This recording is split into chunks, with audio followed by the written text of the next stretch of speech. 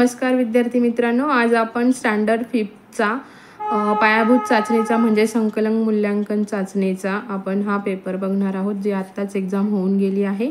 त्याचा इंग्लिश विषयाचा हा पेपर आपण आज बघणार आहोत। तर त्याचा फर्स्ट आणि सेकंड क्वेश्चन हे ओरली एक्झामिनेशनचे होते, तर आपण ते स्किप केले आहेत आणि थर्ड पासून रायटिंग सेक्शन आहे, तर आपण ते बघूया। आता थर्ड जो क्वेश्चन आहे तो आहे read the following passage and do the activities, म्हणजे काही क्वेश्चन्स विचारले आहेत त्यांचे आपल्याला आन्सर्स तिथे द्यायचे आहेत। तर हा फर्स्ट आहे A, fill in the blank, the red hen live on a. आता हा पॅरेग्राफ आधी रीड करून घ्यायचा, मी डायरेक्ट आन्सर रीड करून दाखवते तुम्हाला। लिव्ह ऑन अ फार्म, ठीक आहे। देन बी आहे त्याचा arrange the following sentence and correct order. आता इथे काही सेंटेन्सेस दिलेले आहेत, त्याच्या आपण करेक्ट ऑर्डरने, जसं आपण पॅरेग्राफ वाचतो ना, तर त्यामध्ये आपल्याला हा सिक्वेन्स लावता येतो। तर मी इथे हा सिक्वेन्स लावलेला आहे, तर तो व्यवस्थित बघून घ्या, ठीक आहे। सी सेक्शन आहे match the singular word with their plural from group B, म्हणजे इथे एक वचन दिलेले आहे, ते आपल्याला अनेक वचनाचे जे शब्द आहेत त्याच्यासोबत हे मॅच करायचे आहेत। मी मॅच केलेले आहेत, तुम्ही हे व्यवस्थित बघून घ्या।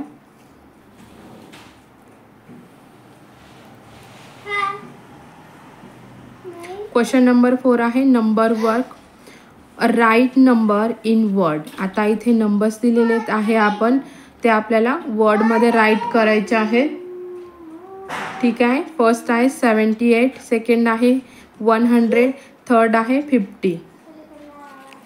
बी आहे याचा complete the sentence with the correct number, read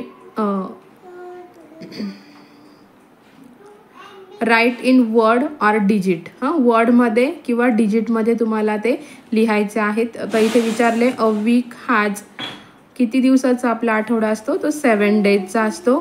second आहे आय हॅव अ, किती फिंगर्स असतात, वन हँडला 5 फिंगर्स असतात। On my hand, the both हँड्सचे किती आले, 10 फिंगर्स आले, ठीक आहे। तर सगळ्यांनी हे व्यवस्थित बघून घ्या।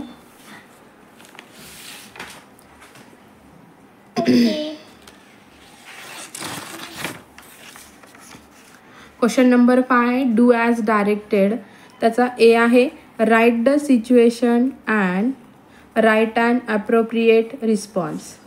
सिच्युएशन बघून आपल्याला तिथे काय करायचं आहे, रिस्पॉन्स राईट करायचा आहे। इथे कंसात काही रिस्पॉन्स वर्ड दिलेले आहेत, ऑफकोर्स, शुअर, नेव्हर माइंड। तर फर्स्ट जे फिल इन द ब्लँक्स आहे तिथे never mind, second fill in the blanks आहे तिथे शुअर येईल आणि थर्ड येईल तिथे ऑफकोर्स येईल, ठीक आहे। आता बी आहे match the object with its correct action. इथे आपल्याला काही ॲक्शन्स म्हणजे वर्ड्स दिलेले आहेत, त्याच्या ज्या ॲक्शन्स येतात त्या आपल्याला इथे ह्या मॅच करायच्या आहेत, इथून घेऊन आणि, ठीक आहे। मग a sheet of paper, tear येतं, फ्लावर्स सेज येतं, अ कार टर्न येतं, ठीक आहे। बघून घ्या व्यवस्थित।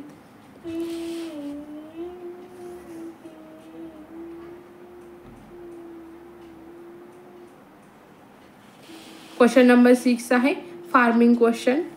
आता ए आहे complete the following sentence to make up meaningful questions. इथे आपल्याला काही ब्रॅकेटमध्ये वर्ड दिलेले आहेत, ते आपल्याला इथे त्याचा अर्थप्रमाणे ते व्यवस्थित जॉईन करायचे आहेत। फर्स्ट आहे प्ले क्रिकेट, सेकंड आहे हॅपी, थर्ड आहे हिज पेन्सिल।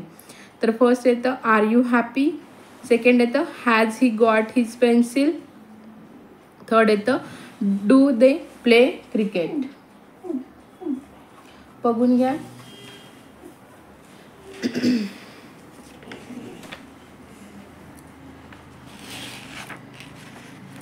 हा आहे तुमचा क्वेश्चन नंबर 6चा B, frame WH question beginning with the given words. WH question पासून आपल्याला सेंटेन्स बनवायचा आहे, तर त्यांनी दिला आहे हू, तर हू आर यू पण येतं, ठीक आहे। वेअर आर यू गोईंग किंवा वेअर डू यू लिव्ह असाही येऊ शकतो, ठीक आहे। क्वेश्चन नंबर 7 आहे read the following table at glance and do the activity. आता हा टेबल आपल्याला इथे दिलेला आहे, या टेबलप्रमाणे आपल्याला काही क्वेश्चन्स दिलेले आहेत, त्या ॲक्टिव्हिटीज आपल्याला कंप्लीट करायच्या आहेत. तर फर्स्ट ॲक्टिव्हिटी आहे find out 3 pair of opposite words. आता याच्यामध्ये आपल्याला 3 पेअर्स ऑफ अपोजिट वर्ड्सच्या करायच्या आहेत, पण मला इथे 7 सापडलं, मी इथे 7 लिहून घेतलेल्या आहेत. तर फर्स्ट आहे बिग स्मॉल, सेकंड आहे हॅपी अनहॅपी, थर्ड आहे tiny and short, glad and sad, start end, beautiful ugly, strong and weak. तुम्ही यापैकी कोणत्या लिहिलेल्या आहेत त्या बघून घ्या.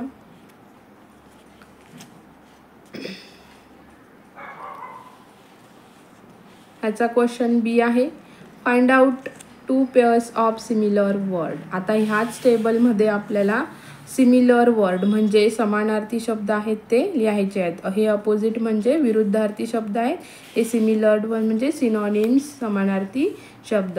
मग small tiny, start begin, big huge, watch see, happy and glad.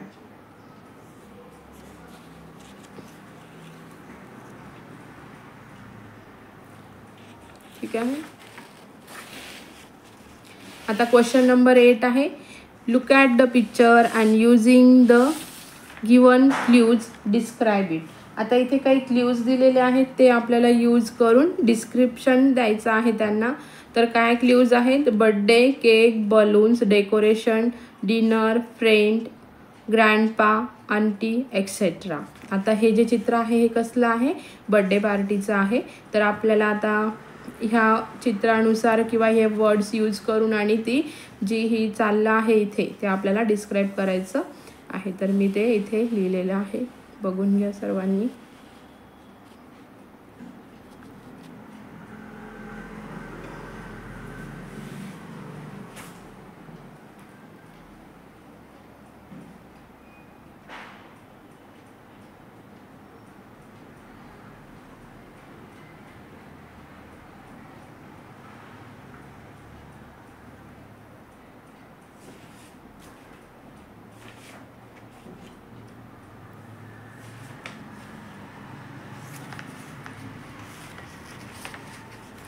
ठीक आहे. क्वेश्चन नंबर 9 आहे complete and rewrite the following story with the help of given pictures.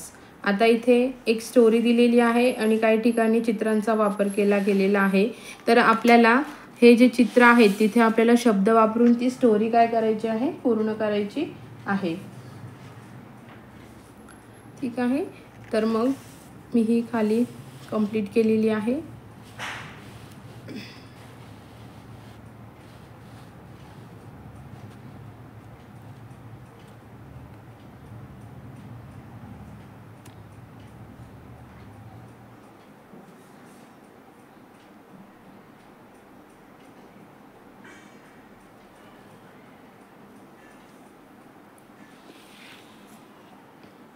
बघितली सर्वांनी.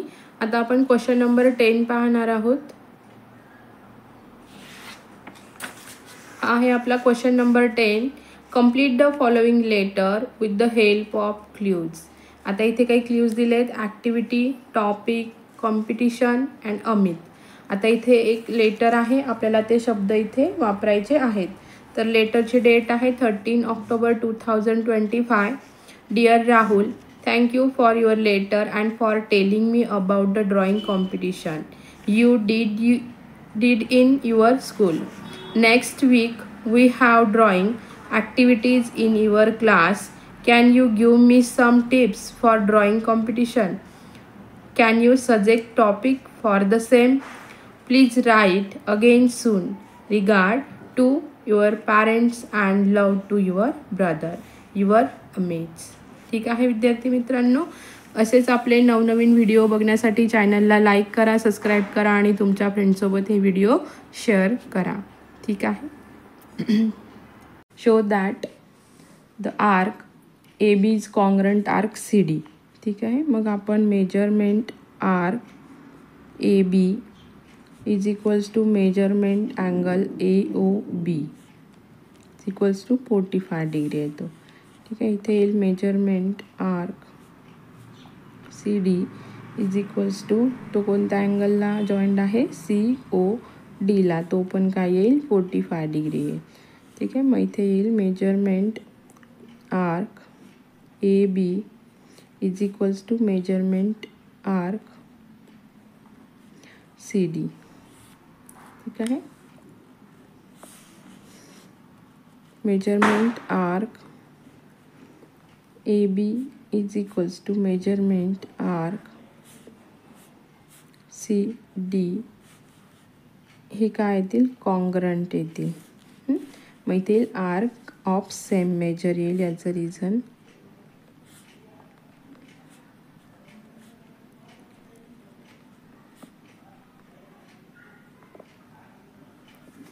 Same measures. ठीक आहे. थर्ड आहे arc AB is congruent arc CD, therefore chord AB chord CD. ठीक आहे. आर्क AB हा आर्क CDला कॉन्ग्रंट आहे, मग कॉर्ड AB ही कॉर्ड CDलाही कॉन्ग्रंट असणार आहे. मग इथे येईल करस्पॉन्डिंग